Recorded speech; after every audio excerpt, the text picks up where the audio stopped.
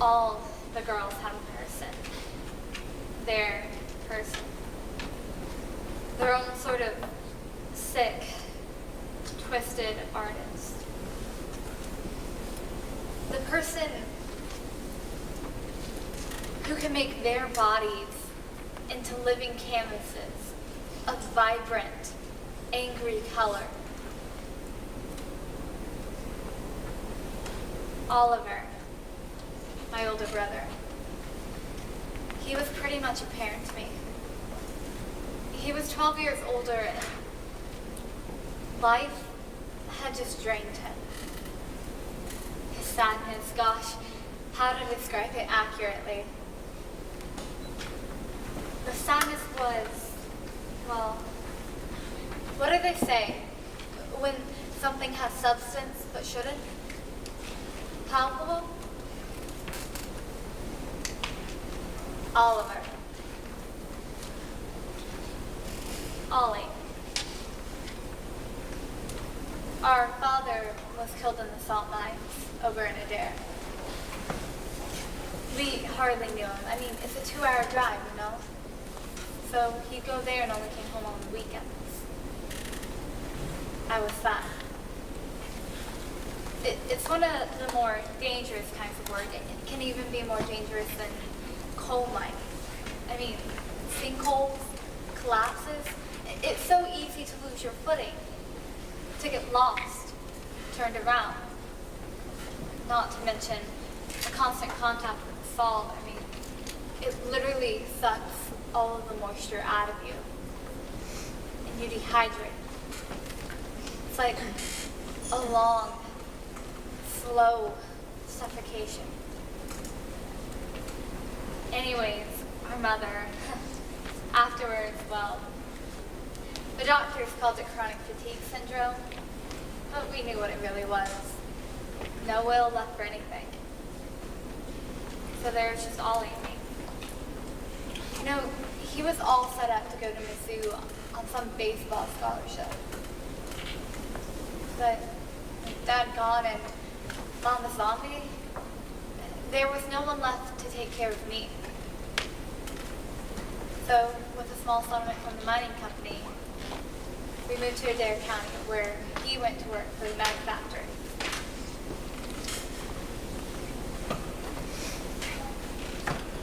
For him, I was like the salt in the mines, slowly draining away everything he had dreamed up for himself.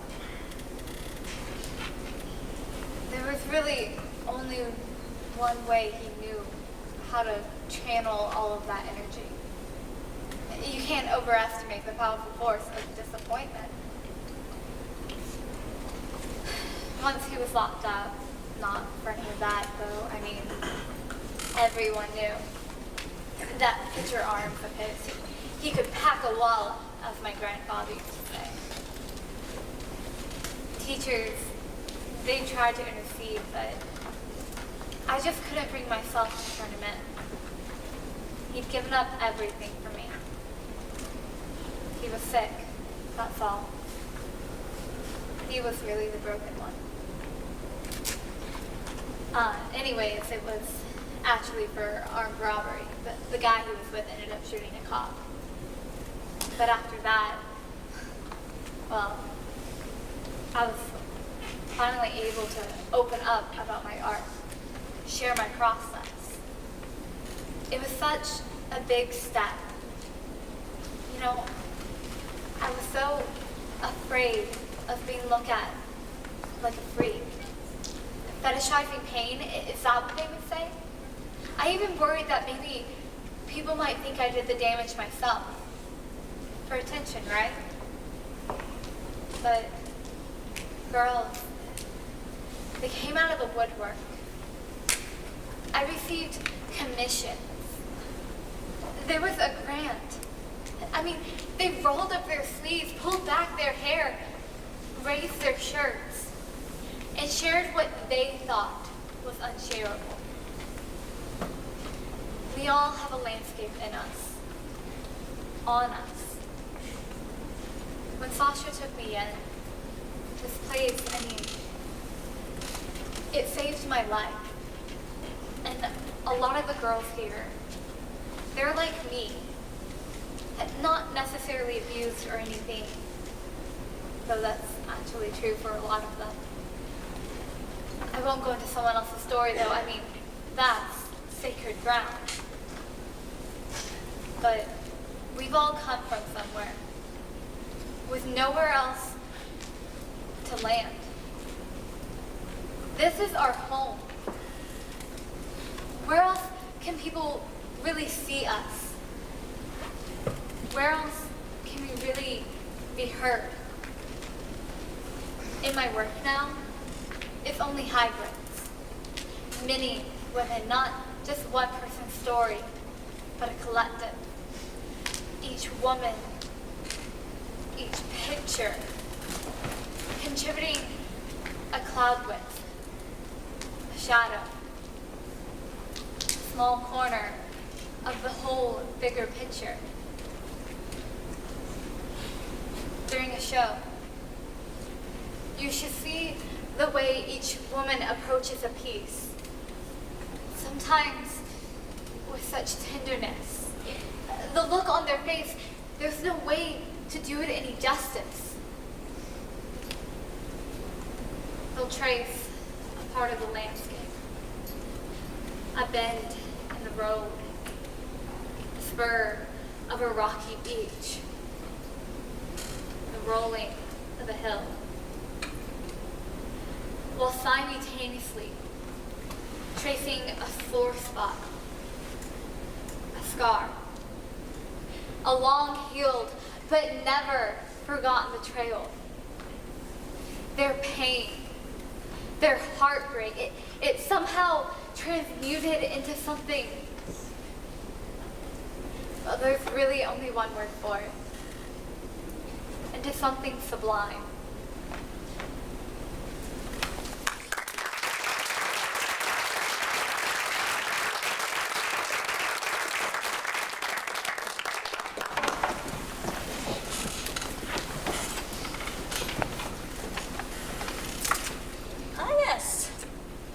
Whimsies.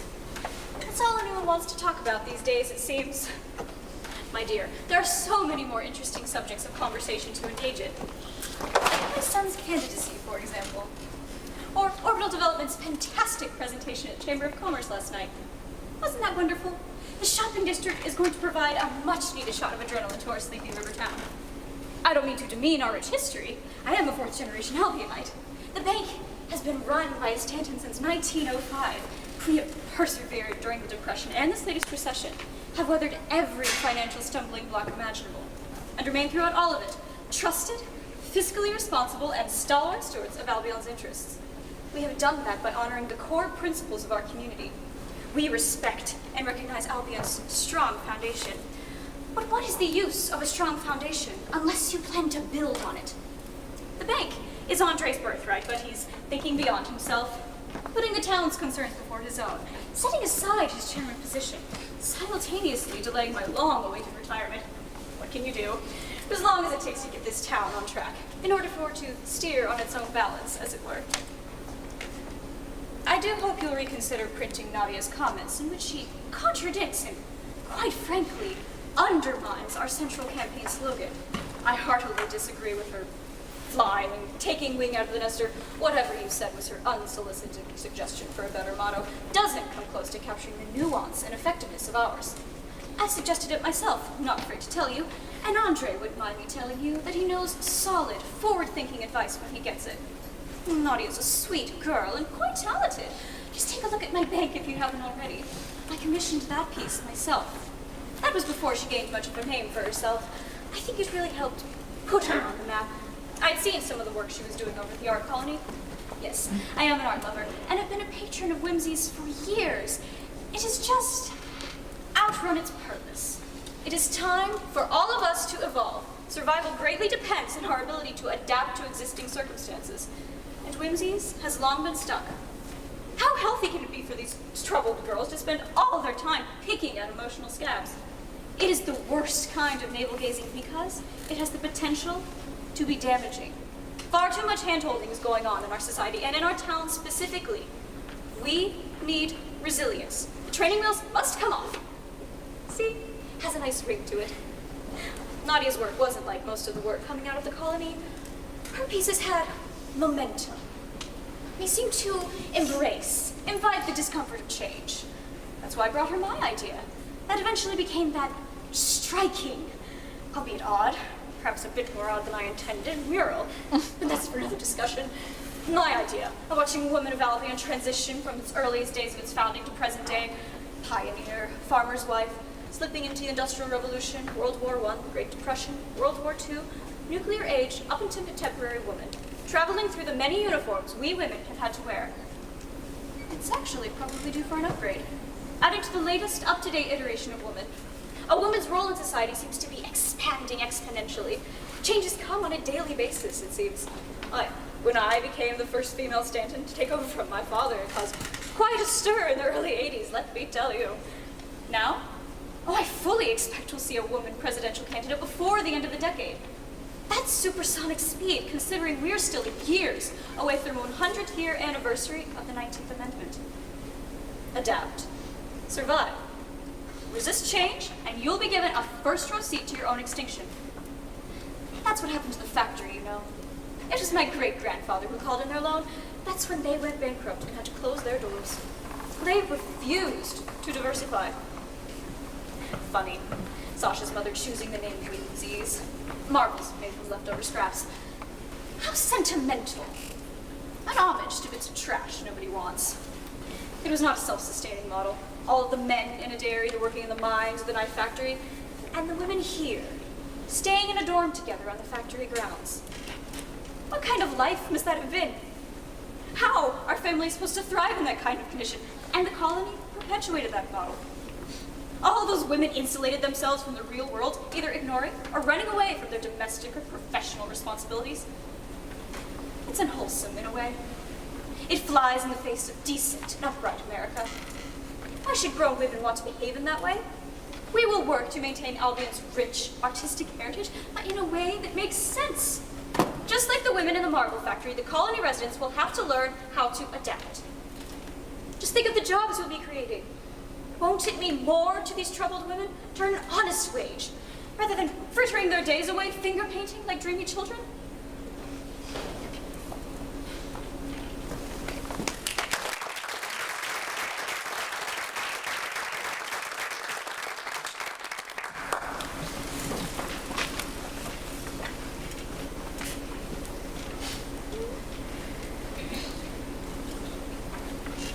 If you print my name, I lose my job.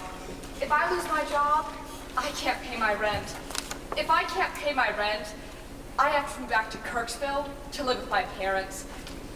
And if I have to live with my parents, there's going to be a body count in Pool Nowhere, USA. And that'll be on your head. I'm serious. Little Miss April O'Neil or His Girl Friday or whatever gung-ho bushy-tailed muckraker you're channeling. Don't get me wrong. I'm no fan of the Stantons. In fact, I'd love to see them shamed and vilified in the community and all that good stuff. You go, girl. But I can't go on record saying anything against them. That's like suicide in this town. And while you may think I got a thing for that kind of stuff because my little pet project here, you would be wrong. No one likes to be an outcast. And Nina Stanton, everyone knows Andre's an infant, and who's really running the show here is as vindictive as they get. She'll make my life here an HE double crowbars to the head. If Sasha sent you, that must mean she trusts you, which says a lot, a whole lot. But I'm just laying out the stakes here in case you're thinking of throwing me under the bus or something. I mean, your source has got to be completely anonymous, got it? Like, no joke, dude, this is a big no-no talking to you. Dang it. I just can't seem to get this right. It's such a drag trying to make dry hair, especially this synthetic hair, look wet, let alone like it's floating. And that's what I'm going for. Tendrils spreading out. My latest one. She's kind of a mess right now. Everyone's going to be surprised I haven't done her before now. She's just much more of an obvious choice than, say, Hedda Gabler, my second, or even Madame Bovary, my first. Or my most controversial one, from the same play, Gertrude. There was this English teacher over at the high school. I thought it was going to come to blows. She was seriously foaming, literally spitting poison. Said I had no real understanding for Shakespeare, and that my capacity for misinterpretation was vast. Who talks like that? Seriously, vast. I was like, please, Pepper. It was meant to be more of a conjecture. You know, not a definitive statement. A what if. What if Gertrude drank from the goblet knowing full well it was poisoned? Maybe she achieved some clarity. Realized that all the men in her life were pieces of garbage and that there was no escape their selfish, brutish forces. I mean, no question with little Miss Weeping Willow over here. I have a show coming up at the Colony. This one should be much better received, I should think. More obvious, clear cut. Probably why it took me so long to make her. She's kind of boring, you know? I mean, seriously, does Shakespeare give her anything else to do but, oh dear this, and oh Lord that? She gets flung around, thrown away, rolls her eyes a bit, and then doesn't even get a death scene on stage. She's a plot device. A thing for men to play with. An action figure. I guess subtlety's not my strongest suit. But that's why I'm talking to you.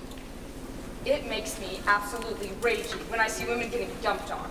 And then having to sit back and be subjected to those selfish, brutish forces. My action figures are reminders. Reminders not to check out and roll over. Reminders that if you want anything to change, it's about fight, not flight, right? Action. But you still can't use my name. I mean, I want to fight, sure, but I'm no moron either. All right. I work at a courthouse. As you know, administrative assistant stuff. Mostly I pull files. You know, some guy loses his marriage certificate or needs to know the zoning laws for Main Street because he's starting a new business. A request form came in a few weeks ago from, you guessed it, Andre Stanton, wanting a copy of Statute 34-7B20.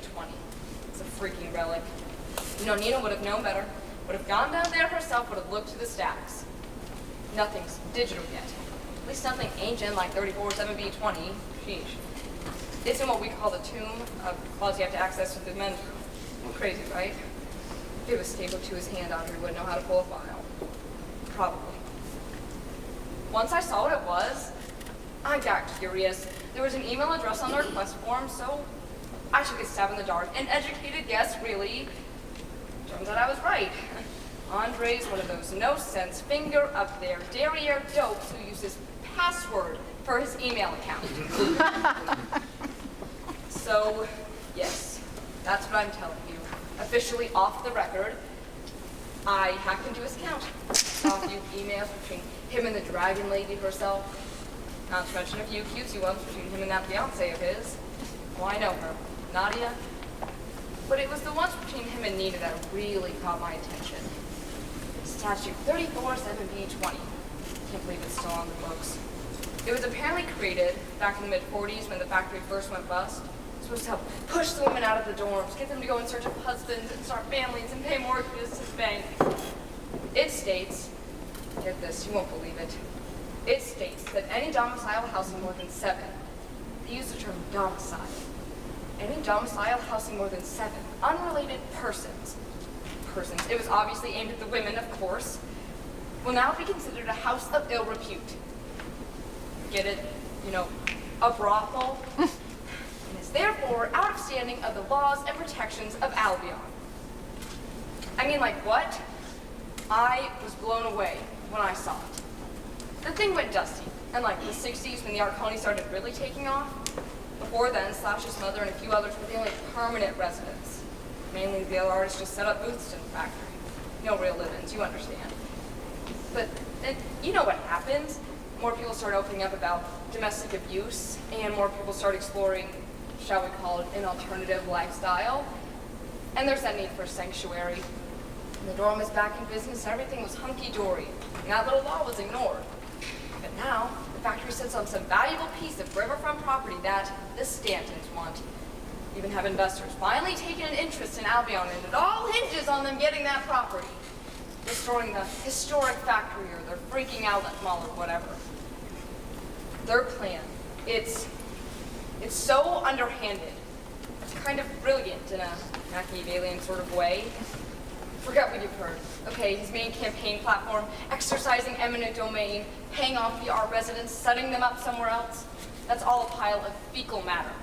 The town treasury has zilch. Okay, a big goose egg. And you think the Stantons will put up their own money?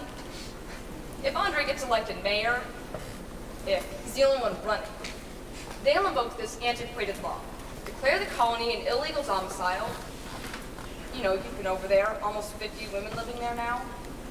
Seize the land and surrounding property in easement. They'll walk away with their outlet mall without paying a dime. They'll make crazy bank. Guess that's kind of their thing, isn't it? I've been on my own now for about 6 months. I like this cozy one-bedroom. It's a better setup for me. But I lived in that art colony for almost 2 years. And in a way, it'll always be my home. And man, a lot of those women have nowhere else to go. They're gonna be dumped and thrown out. Just like little Ophelia here. Probably why she's been on my mind so much lately. She was used and discarded, all so Laertes and Hamlet could stake their right to her grave. She was a plaything. She was nothing but a floater, all flight, no fight. See? Although one of my most obvious, she's also one of my most saddest. Do what you can to get the word out, please. Just, dude, miss, don't use my name. I'm anonymous, remember? Do you like her? I think she's just about done. Do you want to have her? Here. Never gonna get that hair right anyways.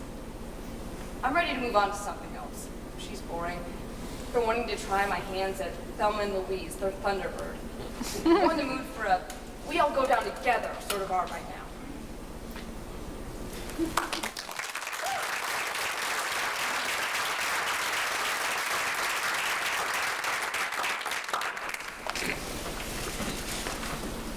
As president of the PTO, I would like to present to the school board this petition of over 450 signatures of concerned parents and citizens of Albion. We consider ourselves invested shareholders of this district, highly valued partners who all speak with a common voice, standing here today as a united front, urging you to immediately sever this district's relationship with the Whimsies Art Colony.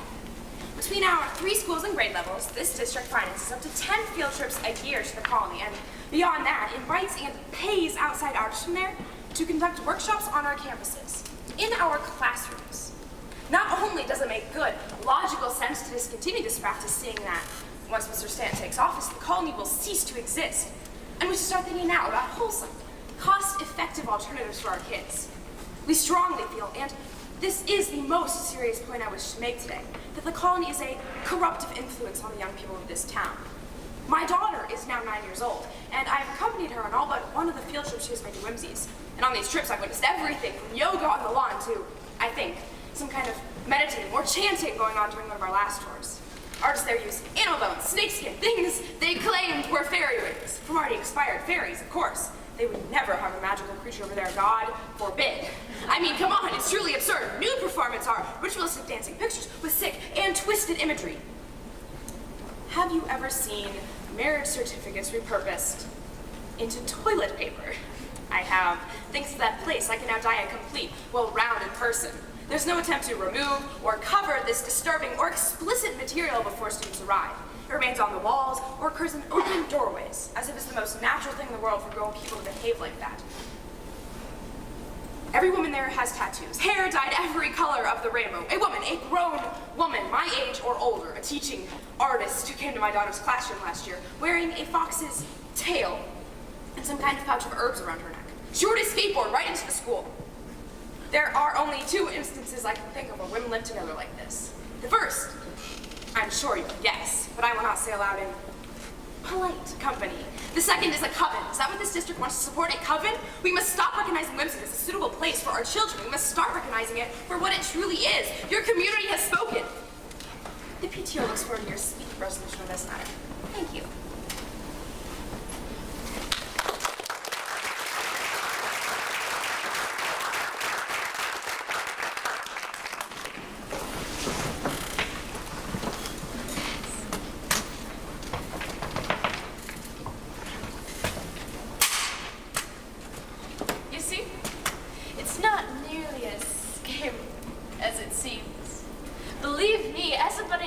artist, you're going to realize that there's nothing quite like working on canvas.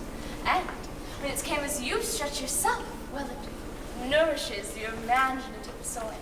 This manual labor, I find, do my own stretching helps to get sand out of the joints. So often, we want to just jump right in, afraid that the idea in our head will not last long enough to capture, like a lightning bug before dawn. But we're silly, aren't we? Ideas can't be captured, hunted down, caged, and tagged. They have to come to you on their own. A wild animal will only be drawn to you in stillness. It listens for your deep, even breath, senses the alpha waves. Ideas are wild. Anyone can shoot or trap a wild animal. That takes absolutely zero talent or skill. Now, getting that wild thing to eat out of your hand, that is what our work is. That is a heroic feat. And as you stretch